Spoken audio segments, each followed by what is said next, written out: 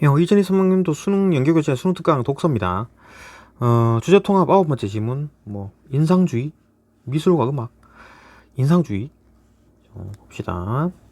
예술 지문 같은데, 주제 통합이니까 또 다른 어떤 지문이 섞여 있을란가 봅시다. 19세기 초에 프랑스의 미술계에서는 신고전주의가 유행하였다. 신고전주의. 고대 그리스나 로마 시절의 모티프를 사용하고 고고학적 발견에 따른 정확한 묘사를 추구했던 신고전주의. 신고전주의 특징이네요. 그리스 로마 모티프, 그다음에 고고학적 발견에 따른 정확한 묘사, 이걸 특징을 가지는 게 이제 신고전주의다. 신고전주의는 이제 엄격하고 균형적인 구도, 그죠? 그리스 로마 그랬잖아요. 명확한 윤곽 등의 형식적인 특성을 추구하였다. 하지만 그 새로운 양식이 나타났는데 풍부한 색채, 격정적인 표현 등을 중시하는 낭만주의였다. 이게 좀 고신고전주의가 이제 정확하게 뭔가를 표현하려고 그랬으면 이제 좀 풍부한 색채를 가지고 격정적인 표현을 가지고 신낭만주의, 그죠? 이런 걸 특징을 가진 낭만주의가 등장했다. 이후 프랑스에서는 신고전주의와 낭만주의가 대립하면서도 서로 영향을 주고받는 상황이 이어졌다. 당시 프랑스 미술의 중심은 정부에서 주관하는 살롱전이었는데 신고전주의와 낭만주의의 보수적인 화풍에 불만을 가지고 새로운 형태의 그림을 그린 프랑스의 젊은 화가들은 여기에 초대될 수 없었다. 신고전주의, 낭만주의 모두 다 이제 보수적인 화풍이다. 그래서 그들은 자신들의 전시회를 따로 열었다. 정부 주관이 하는 게 아니라 지들끼리 마음대로 열었다. 전시회에는 그 모네의 이제 해돋이, 그죠? 이라는 라는 이제 그림이 있었는데 그 그림을 본 비평가들은 혹평을 하며 나쁘게 표현했다. 그림의 제목을 따서 전시회에 참여한 화가들을 인상주의자, 그러니까 요 인상이라고 표현하니까 이때부터 인상주의라고 이제 조롱했네요. 여기서 탄생한 용어가 이제 인상주의다. 여기서부터 인상파가 나왔네요. 인상주의는 19세기 후반을 19세기 약간 19세기 초였잖아요, 그죠? 초에는 요게 이제 신고전주의와 낭만주의, 여기 이제 대립을 했는데 정부 주도로, 그죠? 하다가 이제 후반에는 좀 인상주의가 나왔다, 그죠?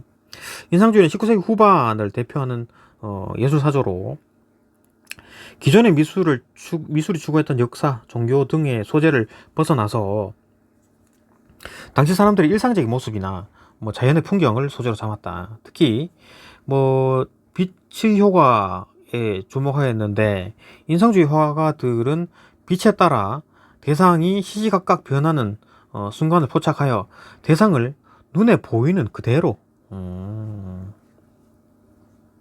를 표현하였다.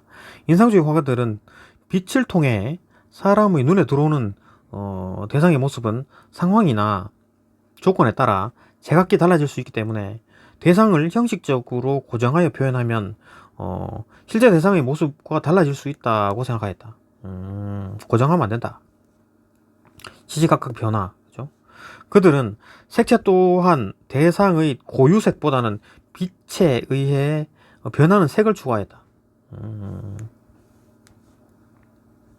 변하는 색. 예를 들어 태양을 그리더라도 붉은색이라는 관념 속의 색으로만 표현한 것이 아니라 관찰 순간 눈에 보이는 색을 그대로 표현한 것이다. 또한 짧은 붓질이나 두드러지지 않은 명암을 사용해서 색채를 구성하여 대상의 윤곽을 뚜렷하지 않게 표현했다. 이는 인상주의 화가들이 대상을 일관적인 관념 속에서 정밀하고 분명하게 묘사하기보다는 순간적으로 보이는 모습을 중시했음을 보여준다. 이러한 인상주의의 특징은 대상뿐만 아니라 배경과 순간적인 느낌을 한 번에 포착하여 하여 이를 화폭에 담기 위한 노력으로 볼 수 있다. 따라서 그림에서 대상은 모호해질 수밖에 없었고, 중요한 것은 화가가 그 순간 눈을 통해 보고 있는 감각적인 느낌이 어떻게 감상자에게 잘 전달되느냐 하는 것이었다. 인상주의는 감성적인 표현을 중시하면서 세계를 더욱 정확하게 기록하려고 하였고, 이는 음악이나 문학 등의 다른 예술 분야에까지 영향을 미쳤다. 그러니까 이제 자기가 본 거를 그대로 이제 설명하고 싶어 했네요. 봅시다. 다음 나 19세기 유럽을 지배했던 음악사조, 아까는 미술사조였는데 음악사조는 독일에서 발생한 낭만주의, 신고전주의, 낭만주의 아까 했었는데 낭만주의였다. 낭만주의는 청중을 압도하는 과장된 표현, 구체적인 대상이나 사상을 나타내는 표제의 사용, 소나타 형식 등의 특징이 있었으며, 소나타 16세기 중기 바로크 초기 이후에 발달한 악곡의 형식이다.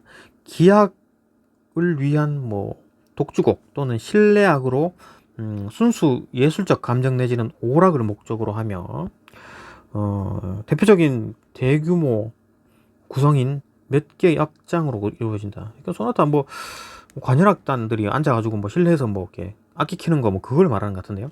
소나타 형식의 특징이 있었으며, 예를 들어 과장된 표현이라든지 표제, 그죠?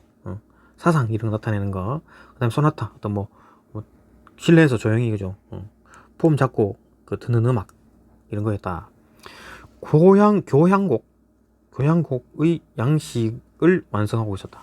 교향곡 봅시다. 교향곡, 관현악, 그죠? 관현악, 실내 관현악을 위하여 작곡한 소나타 형식의 규모가 큰 곡, 보통 4악장으로 이루어지며 하이든이 시작하여 모차르트, 베토벤, 이런 사람들이 전부 다 교향곡이죠. 베토벤 교향곡, 모차르트 교향곡, 어떤 소나타 형식이다. 그러니까 이건 실내 악기, 그죠? 관현악단 두루 앉아가지고, 그죠?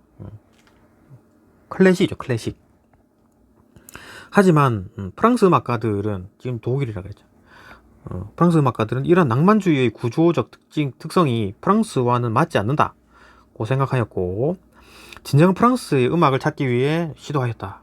프랑스의 음악가인 드뷔시는 음악은 규칙보다는 즐거움이 따라야 한다고 말하며, 이를 위해 감각적인 환상이 필요하다고 하였는데, 이는 당시 프랑스에서 유행하던 미술사조인 인상주의, 19세기 후반에 인상주의와 일맥상통하는 면이 있었다. 감각적 환상 이런 거니까.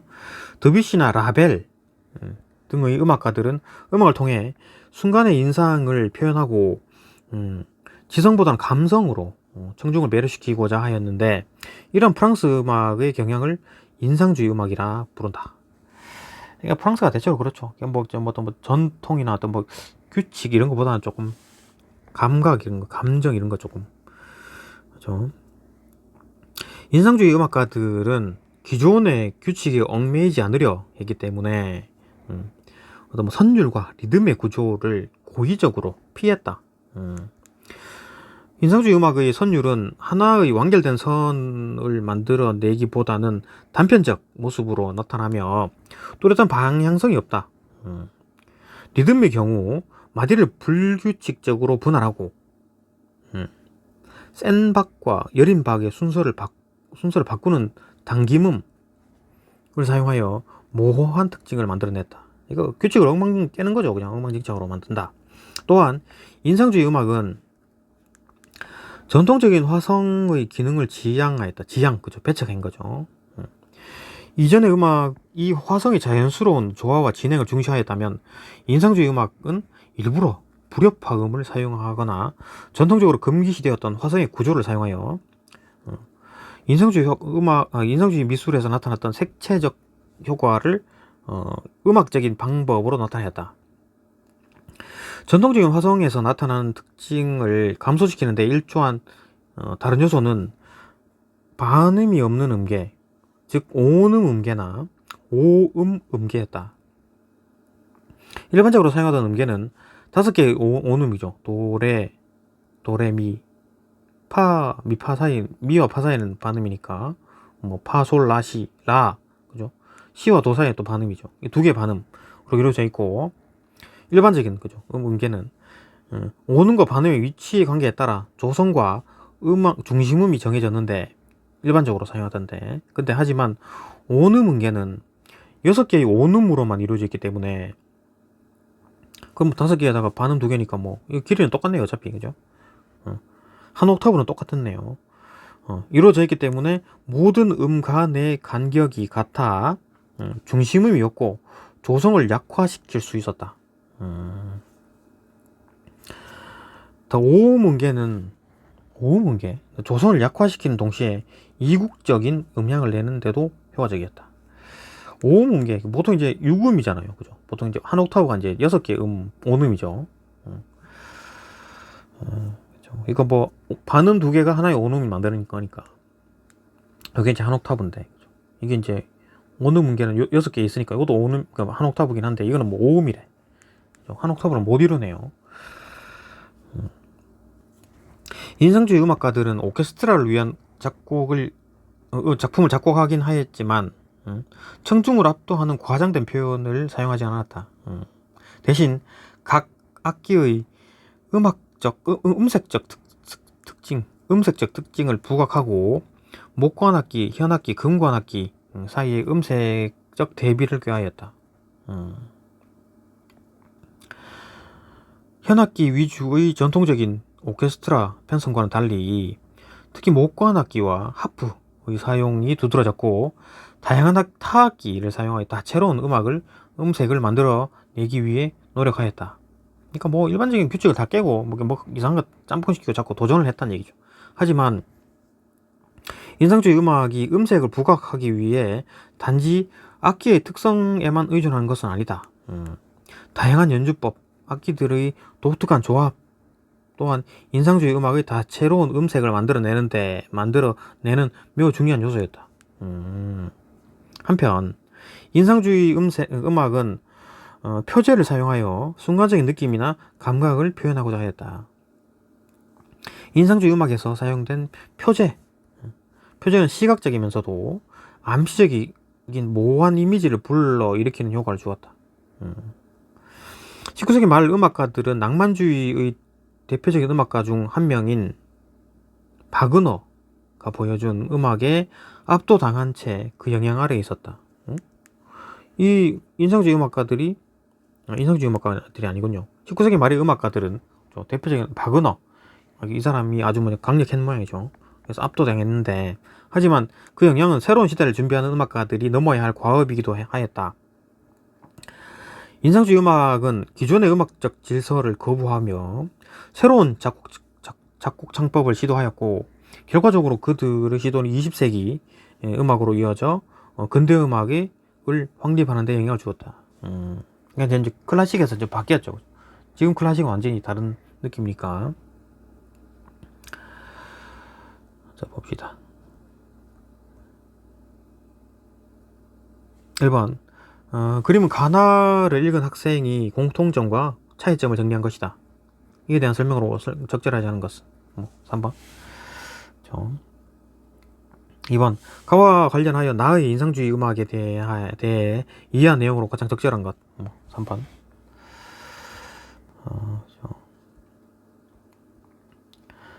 가의 인상주의 화가들의 관점에서 볼 때 기억의 의미 5번이네요.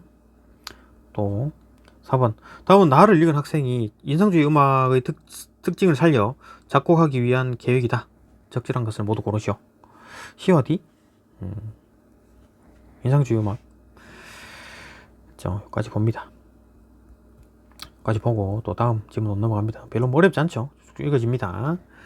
다음 질문으로 넘어갑니다.